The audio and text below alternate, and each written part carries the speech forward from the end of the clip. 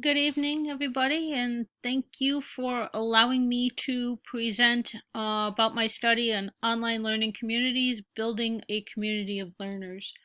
I know it's been a long night for all of us, and that's part of the reason why I'm presenting this recorded presentation, because I know at this point I'm probably pretty beat myself.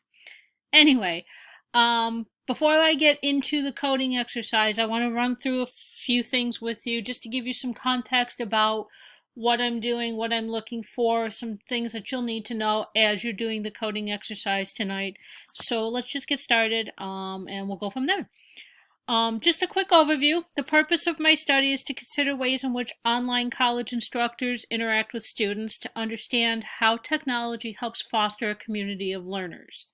In my case, I'm going to use a sociocultural constructivist framework that's conceptualized around new literacies and situated learning within a community of learners. And this takes into consideration how relationships influence learning and development, especially relationships between instructor and student. I'll be using narrative analysis as a part of my research, and doing that will allow me to describe ways in which online instructors interact with online students and to understand how these digital tools help to foster a community of learners. I also consider the efforts of the faculty in developing a sense of community and how building that rapport supports learning. I chose the narrative approach to understand how both formal and informal engagement through technology really supports the instructor efforts to foster student movement from novice to expert. So for me, my research questions are focused on a community of learners and online education. And just real quick, I'll kind of read them quickly to you. It's how is a community of learners developed and facilitated between online instructors and students despite the distance?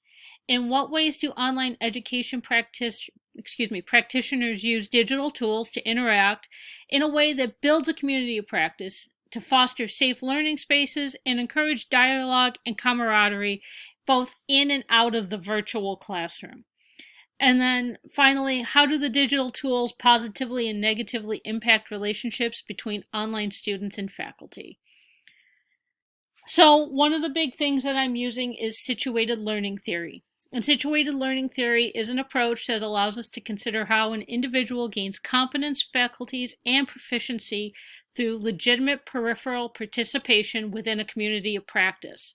In this instance, explicit or implicit learning may occur throughout a novice's training.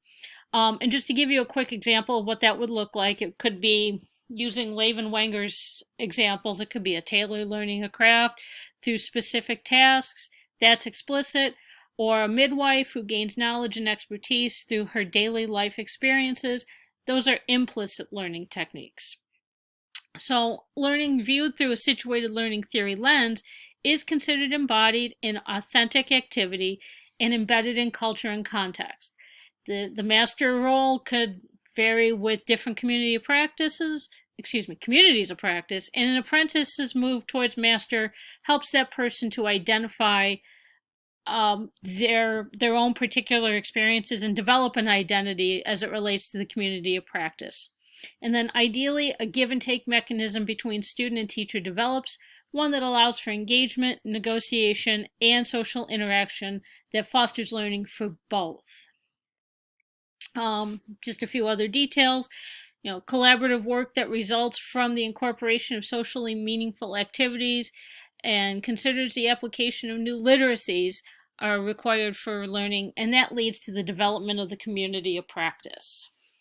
They're learning-centered environments that offer interdependent, supportive ways for individuals to accumulate knowledge, share information, and develop new practices and approaches. And values and beliefs are shared, and cohesive relationships are formed that can encourage lifelong learning for students. In this instance, I'm getting more and more into the development of expertise and identity, talking about how individuals construct reality through interaction with the world and others, and it makes sense to design environments where that construction is more easily accomplished. And then just one last point for you. For purposes of this study and exercise tonight, the community of practice is actually called a community of learners. They're interchangeable. One other piece to consider is new literacies. And new literacies are used to transform traditional teaching and learning practices.